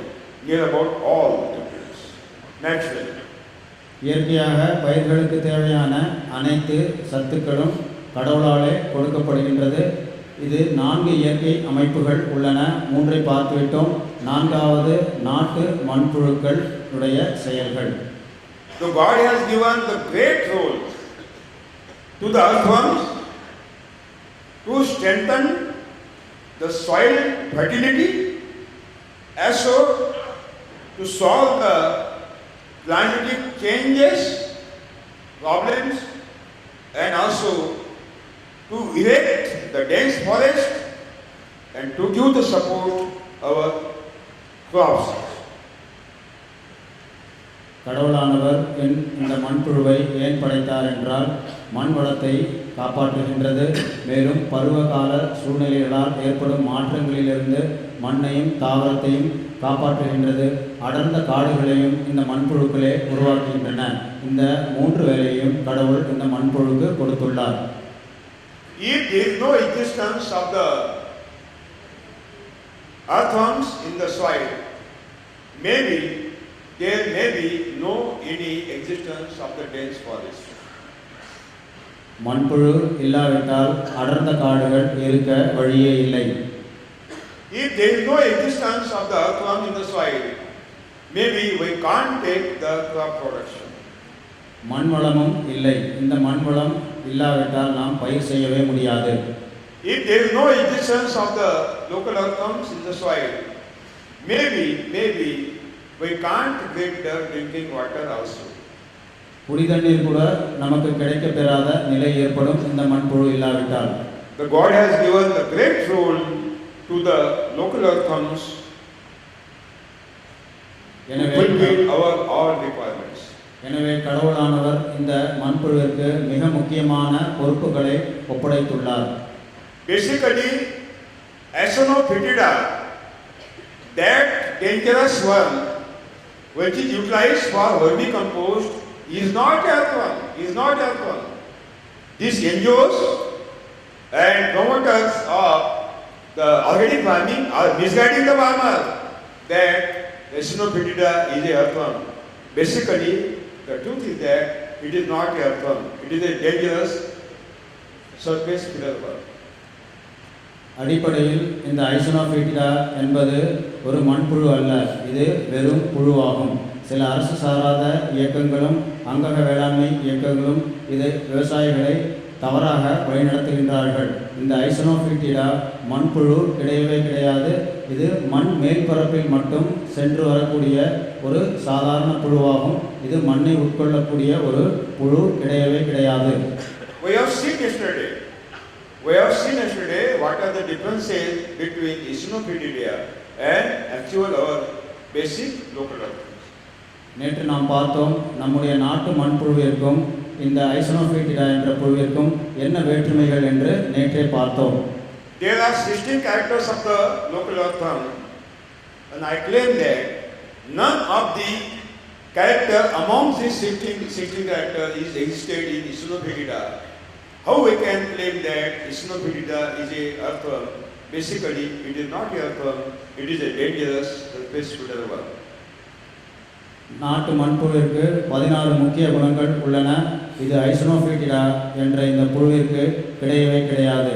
இது ஒரு ஆபத்தான நிலத்தின் மேற்பரப்பில் மட்டும் செல்லக்கூடிய ஒரு வெறும் புழுவாகும். இந்த 16 குணங்கள் உள்ள மண்புழு கிடையவே கிடையாது. Local earthworms are having the 15-year lifespan. 15 months.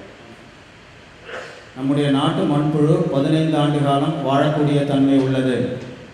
In this 15-year lifespan, local earthworms are activated in the soil day, night, 24 hours, continuous, up, down process. இந்த 15 ஆண்டு காலமும் இந்த மண்புழுவானது நம் மண்ணில் தொடர்ச்சியாக மேலும் கீழும் சென்ற வண்ணமே இருப்பது இதன் ஒரே செயலாகும். When the local earthworms enter in the soil, they travel in the deeper soil, and when they come up, they do not re-enter in the previous hole. No, they create another hole and come up. நீங்கள் படத்தில் காண்பதைப் போல இந்த மண்புழுவானது மேலிருந்து கீழ் நோக்கி துளை போட்டுக்கொண்டே செல்லும். அது கீழே சென்ற பின்பு வந்த வழியே செல்வதில்லை, அடுத்த இடத்தில் திரும்பவும் துளை போட்டுக்கொண்டே மேலே செல்லும். And when they are coming up, they are casting on the surface of the soil. Again they create the hole. Again they are coming up, casting. 24 hours, up,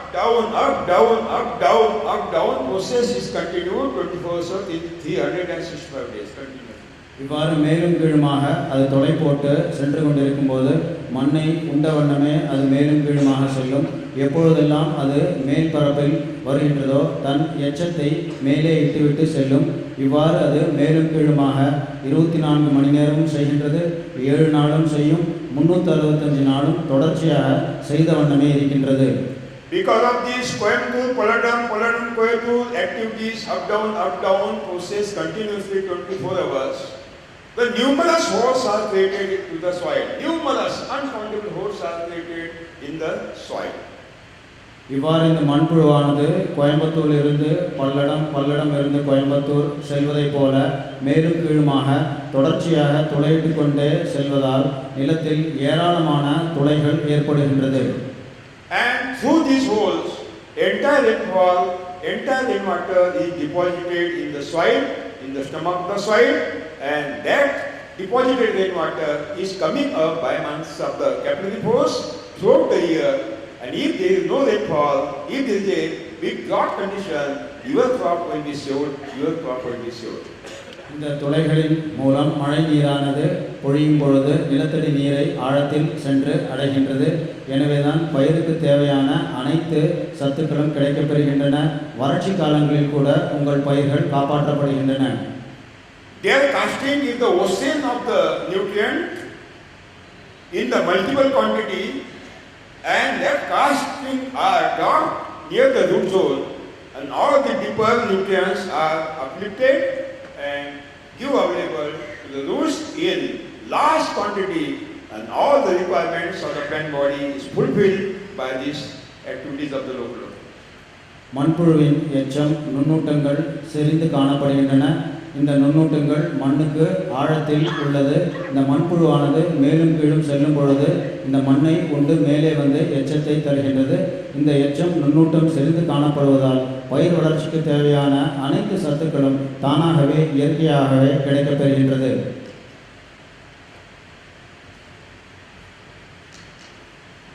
But for their continuous activities, the microclimate is very essential. If there is no existence of the microclimate, the earthworms are not activated. They take the samadhi, enter in the dormancy inside the soil, and ultimately we can't get the benefits of their activities. ஆனால் இந்த மண்புழுவானது அதனுடைய முக்கியமான வேலையை செய்ய வேண்டும் என்றால் அதற்கு தேவையான ஒரு நுண்ணிய பருவ காலநிலை அதற்கு அமைய வேண்டும். அவ்வாறு அமைய பெறாவிட்டால் அது நேரடியாக மண்ணின் ஆழத்திற்கு சென்று சமாதி நிலையை அடைந்து விடுகின்றது, தன்னுடைய வேலையை நிறுத்தி விடுகின்றது. So for their continuous activities, not only the activities of the local earthworms, even for the activities of the microorganisms also, the microclimate creation is very essential. So it is our duty to create the microclimate so that the activities of the local earthworms and microorganisms should be very active, become active. இந்த நுண்ணிய பருவநிலையானது இந்த மண்புழுக்கு மட்டுமல்ல, நுண்ணுயிர்கள் நன்மை செய்யும் நுண்ணுயிர்களுக்கும் தேவைப்படுகின்றது. எனவே தான் நம்முடைய முக்கியமான கடமை என்னவென்றால், இந்த மண்புழு மற்றும் இந்த நுண்ணுயிர்கள், நன்மை செய்யும் நுண்ணுயிர்கள், இந்த இரண்டும் ஒழுங்காக தன்னுடைய வேலையை செய்ய வேண்டும் என்றால் நிலத்தில் நாம் அதற்கு தேவையான ஒரு பருவநிலையை ஏற்படுத்துவது மிக அவசியம். What is this microclimate like now? இந்த நுண்ணிய பருவ காலநிலை என்பது என்ன? What is this microclimate like now?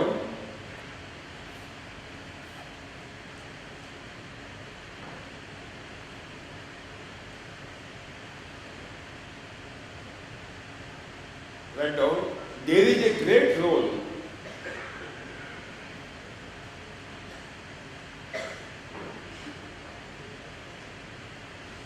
given by the nature to the local earthworms. இயற்கையானது மண்புழுவிற்கு மிக முக்கிய ஒரு பொறுப்பை ஒப்படைத்துள்ளது.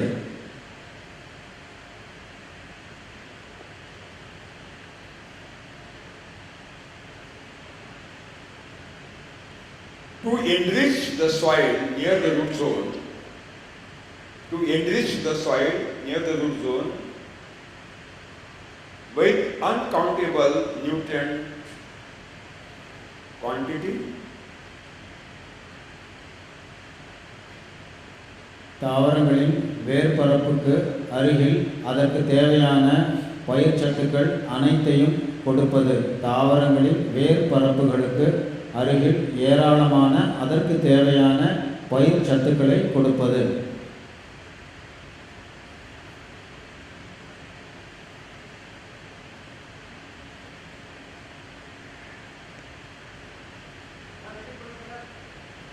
இந்த மண்புழுவின் முக்கியமான வேலை என்னவென்றால், முதலாவது தாவர வளர்ச்சிக்கு தேவையான அனைத்து பயிர் சத்துக்களை ஏராளமான அளவில் அதன் வேர் பகுதிகளில் அதற்கு சென்று கொடுப்பது.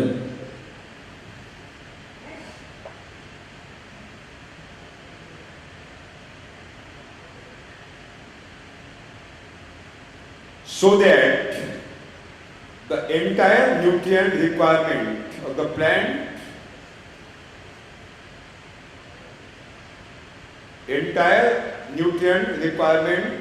plant, should be compensated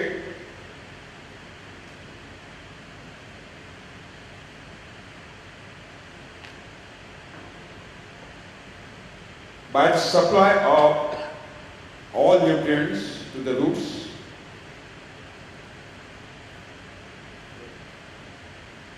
ஏனென்றால் அப்பொழுதுதான் பயிரின் வளர்ச்சிக்கு தேவையான அனைத்து ஊட்டங்களும் அதற்கு கிடைக்கும். மண்புழுவின் முக்கியமான வேலை பயிர் வளர்ச்சிக்கு தேவையான அனைத்து ஊட்டச்சத்துக்களையும் ஏராளமான அளவில் அதன் வேறு பகுதிகளுக்கு சென்று கொடுப்பது.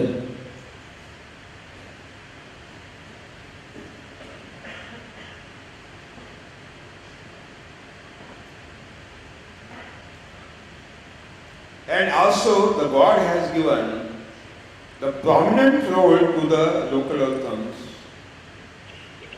The God has given the prominent role to the local earthworms to conserve entire rainwater in the soil and to deposit in the internal water reservoir. இரண்டாவது முக்கியமான வேலை கடவுள் மண்புழுவிற்கு கொடுத்தது என்னவென்றால், நிலத்தடி நீரை பாதுகாப்பது. முக்கியமான வேலை நிலத்தடி நீரை பாதுகாப்பது. ஏனென்றால் அத்தனை மழை நீரும் இந்த மண்புழு போடுகின்ற துளைகளின் மூலம் ஆழமாக நில ஆதாரத்தை சென்று அடைகின்றது. நிலத்தடி நீரை சென்று அடைகின்றது. எல்லா மழை நீரும் நிலத்தடி நீரை சென்று அடைந்துவிடும் இந்த மண்புழு போடுகின்ற ஓட்டைகளினால். எனவே நிலத்தடி நீரை பாதுகாப்பது முக்கியமான வேலை.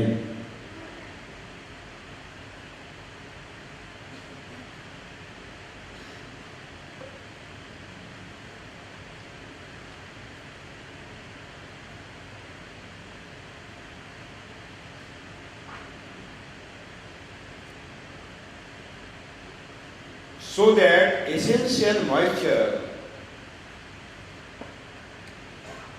should be available to the plant body throughout the year naturally. அப்பொழுதுதான் பயிர் வளர்ச்சிக்கு தேவையான ஈரப்பதம் ஆண்டு முழுவதும் கிடைக்கப்பெறும். இவ்வாறு நிலத்தடி நீர் சேகரிக்கப்பட்டால் பயிர் வளர்ச்சிக்கு தேவையான ஈரப்பதம் அனைத்தும் ஆண்டு முழுவதும் கிடைக்கும்.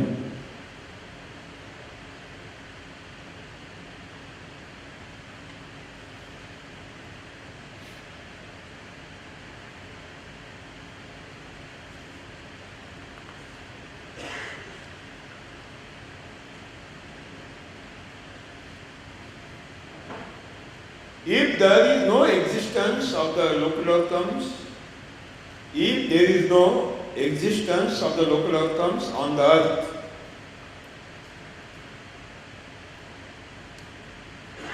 maybe no existence of the living being on the earth.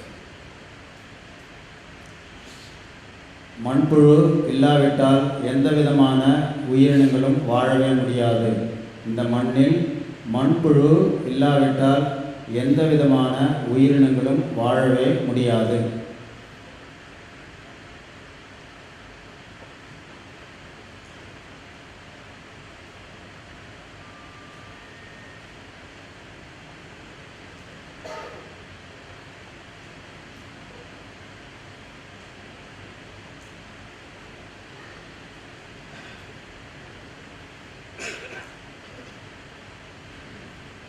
So it is very essential to activate the local earthworms 24 hours in a day in our soil.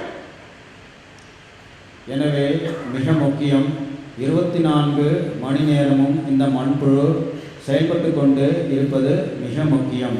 24 மணி நேரமும் இந்த மண்புழு செயல்பட்டு கொண்டு இருப்பது நம் நிலத்தில் மிக அவசியம்.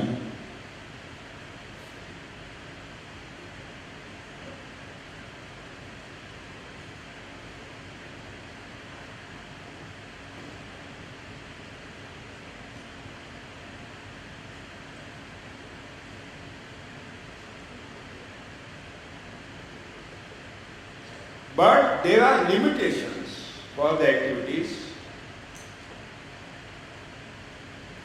ஆனால் சில நேரங்களில் இவை செயல்பட முடியாத ஒரு நிலை ஏற்படுகின்றது.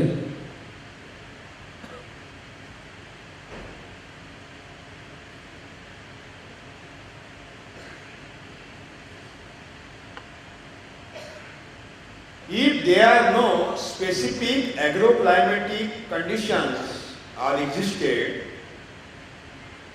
in the soil, மண்ணின் மேல்பரப்பில் சில குறிப்பிட்ட அளவு ஒரு பருவநிலை இல்லாவிட்டால், மண்ணின் மேல்பரப்பில் ஒரு குறிப்பிட்ட பருவநிலை இல்லாவிட்டால்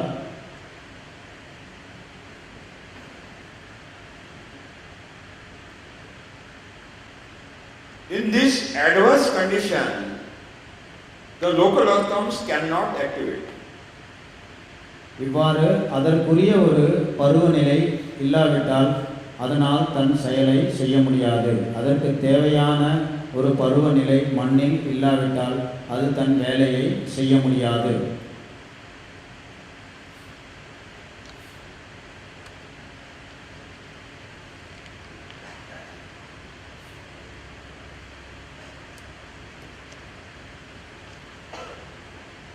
To these specific agroclimatic conditions, I have given the name microclimate. இந்த மண்புழு தன் வேலை செய்வதற்கு ஏற்ற ஒரு பருவநிலை மண்ணில் அமைய வேண்டும்.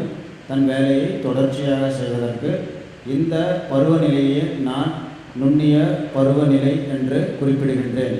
நுண்ணிய கால பருவநிலை என்று குறிப்பிடுகின்றேன். Sushma Paryavarana, microclimate, Sushma Paryavarana. What is Tamil? நுண்ணிய பருவநிலை. சரியானது. ஏதாவது இருக்கா suggestions?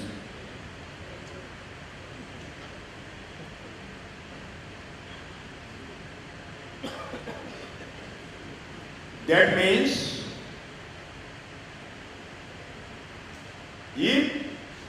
the microclimate is not existed near the root zone. The local earthworms are not activated.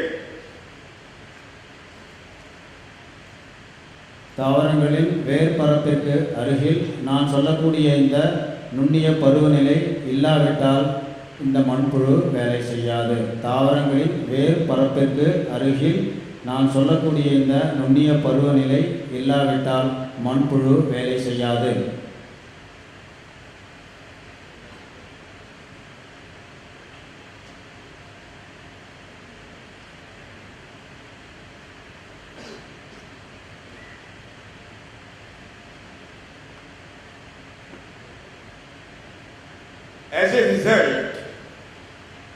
As a result, local earthworms enter in the soil, and when there is a moisture, they enter in the dormancy. They take the samadhi.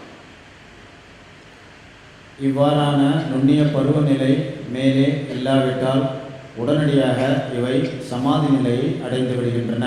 மண்புழுக்கள் சமாதி நிலையை அடைந்து விடுகின்றது.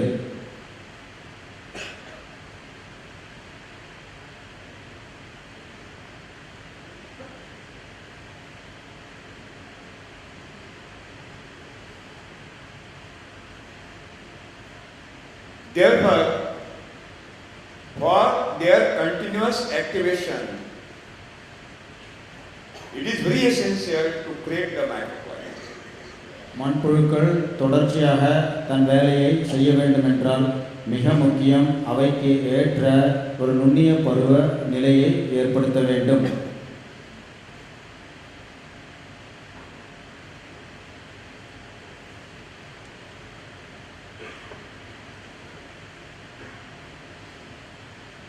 Write down what is microclimate. இந்த நுண்ணிய பருவநிலை என்றால் என்ன?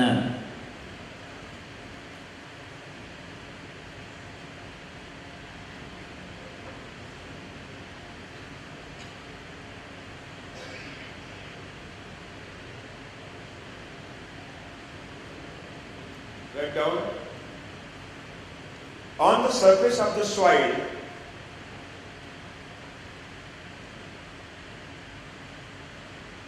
we are giving the definition of the microclimate.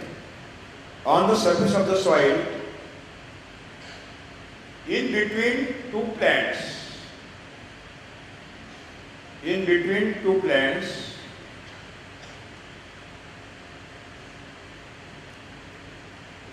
which the air is circulated,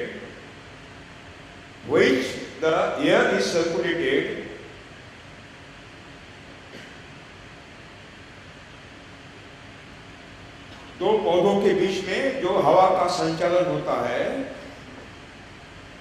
which air is circulated, the temperature of that air, उस हवा का तापमान should be in between 25 to 32 degrees centigrade. Yeah. இந்த நுண்ணிய பருவநிலை என்றால் என்ன? முதலாவது, மண்ணின் மேற்பரப்பில் தாவரங்கள் உள்ளன, செடி கொடிகள், மரங்கள் உள்ளன. இந்த மரங்கள் செடி கொடிகளுக்கு இடையே காற்று அடித்து கொண்டே இருக்கின்றது. இந்த காற்றில் You are going bullet train. They are in passenger. समय लगेगा, चलेगा. 10 दिन बैठेंगे, 15 दिन बैठेंगे.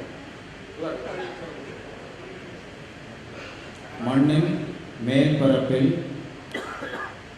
தாவரங்கள், இலை, கொடி, செடிகள், மரங்கள் உள்ளன. Stop. Take the gap.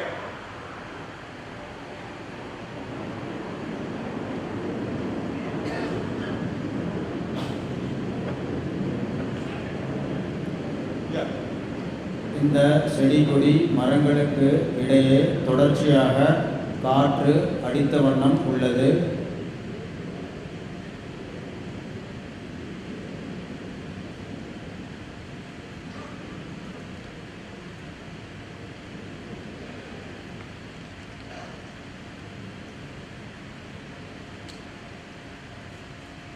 இந்த காற்றின் வெப்பநிலை 25 முதல் 32 டிகிரி இருக்க வேண்டும்.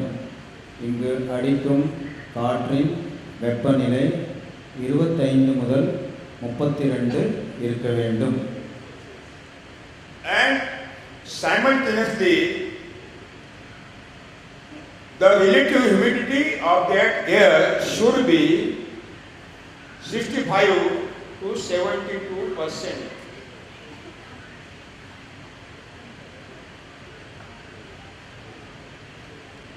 இரண்டாவது, காற்றில் உள்ள ஈரப்பதம் 65 முதல் 72% இருக்க வேண்டும். காற்றில் உள்ள ஈரப்பதம் 65 முதல் 72% இருக்க வேண்டும்.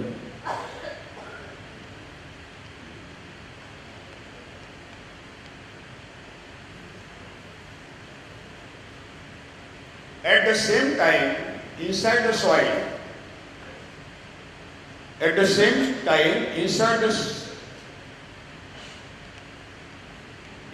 soil, near the root zone, there should be darkness and moisture.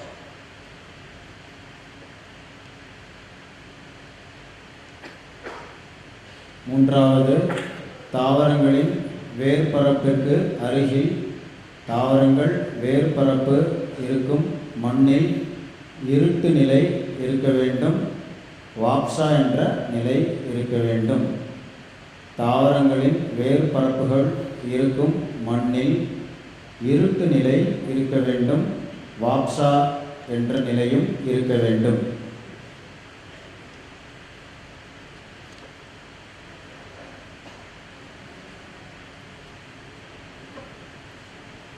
The totality of these four external, internal conditions is called microclimate. The totality of these four external, internal conditions are called microclimate. இந்த அனைத்து நிலைகளும் ஒருங்கே காணப்பட்டால் இதற்கு தான் அந்த நுண்ணிய பருவ காலநிலை என்று கூறப்படுகின்றது. இந்த அனைத்து நிலைகளும் ஒருங்கே காணப்பட்டால் அதுவே மண்புழுவிற்கு தேவையான ஒரு நுண்ணிய பருவநிலை ஆகும்.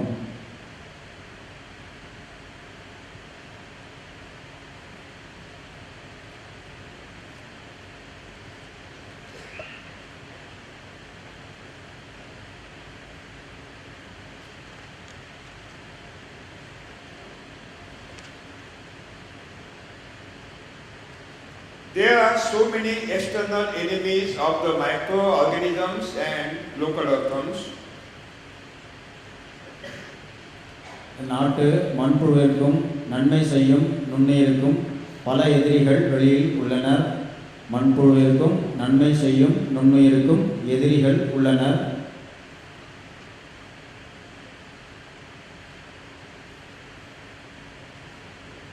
Just like insects, birds, pigs, பூச்சிகள், பறவைகள், rats, snakes, எலிகள், பாம்புகள்,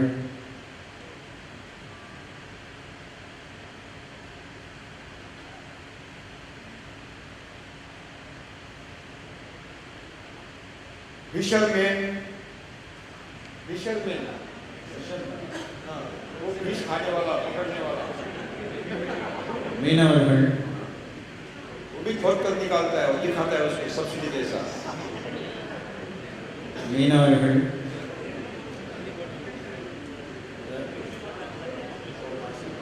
हाँ, मछली पकड़ने के लिए वो दिखाता है, सब्सिडी दिखाता है गवर्नमेंट, उससे वो दिखाता है, देता कुछ नहीं, दिखाता है. Fishermen and also hot and cold waves, and cold waves, hot waves, cold waves. வெப்ப காற்று மற்றும் அதிக குளிர்ந்த காற்று. வெப்ப காற்று, குளிர்ந்த காற்று.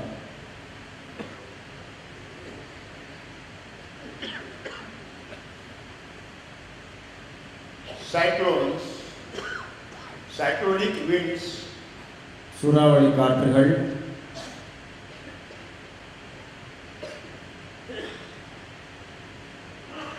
the burning sun, சூரிய வெப்பம்,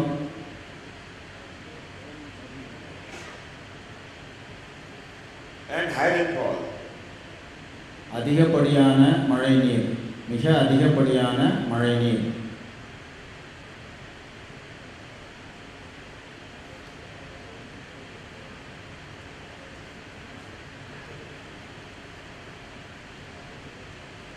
The local earthworms and the microorganisms want the protection from these external enemies. நன்மை செய்யும் நுண்ணுயிர்களும் நாட்டு மண்புழுக்களும் இந்த எதிரிகளிலிருந்து ஒரு பாதுகாப்பு தேவைப்படுகின்றது. இந்த எதிரிகளிடம் இருந்து ஒரு பாதுகாப்பு அவற்றிற்கு தேவைப்படுகின்றது.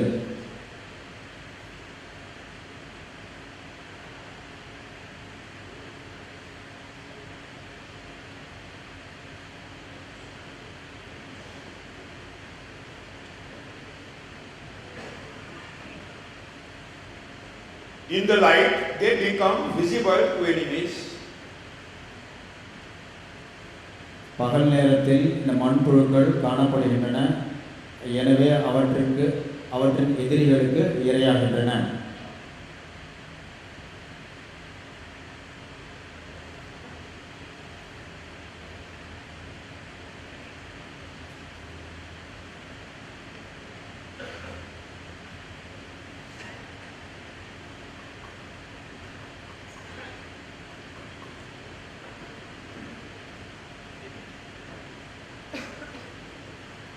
So they do not want light, they want darkness for their activities. எனவேதான் வெளிச்சம் தேவையில்லை, இருட்டு நிலையே தேவைப்படுகின்றது மண்புழுவிற்கு.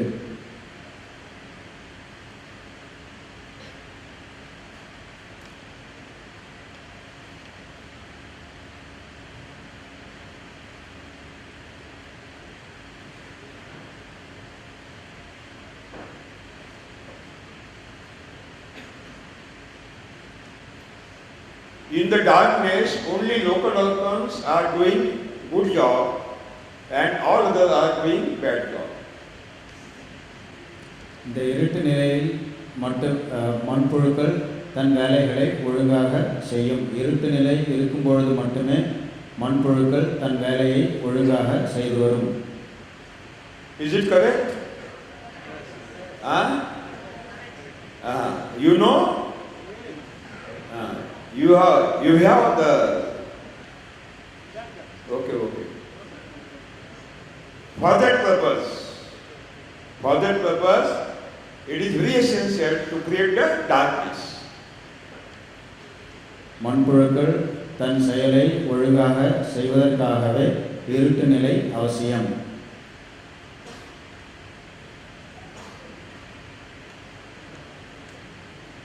Microorganisms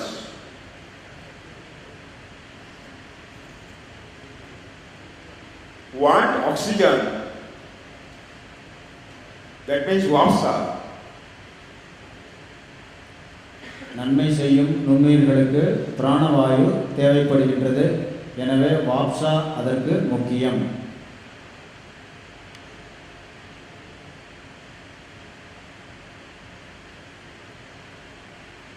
So VAPSA is essential. பிராணவாயுவிற்காக வாப்சா மிக முக்கியம்.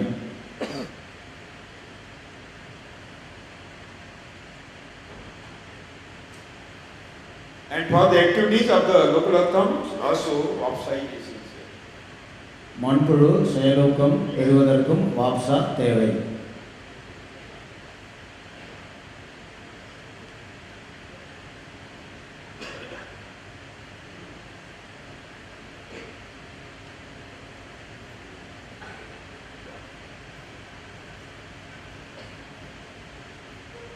And to create a microclimate, only we have to cover the soil by mulching. நாம் பார்த்த இந்த நுண்ணிய பருவநிலையை அமைப்பதற்கு நாம் என்ன செய்ய வேண்டும் என்றால் மண்ணின் மேற்பரப்பில் மூடாக்கிட வேண்டும்.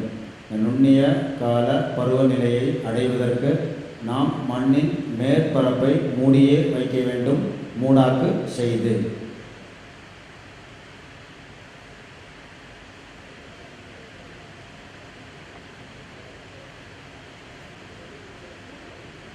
When we cover the soil by straw mulching, automatically the microclimate is created, and not necessary to import Israel technology for this creation of the microclimate. இந்த பருவ காலநிலையை அடைவதற்கு நாம் இலை தழை செத்தைகளை வைத்து மூடாக்கு செய்ய வேண்டும். இந்த பருவநிலை அடைவதற்கு இஸ்ரேலிலிருந்து எந்த விதமான தொழில்நுட்பத்திற்கு அவசியம் இல்லை. Are you understood the microclimate? Now we will discuss about activities of the local earthworm and what are the impact of the activities, but after 10-minute break. தேநீர் இடைவேளை 10 நிமிடம் மட்டும்.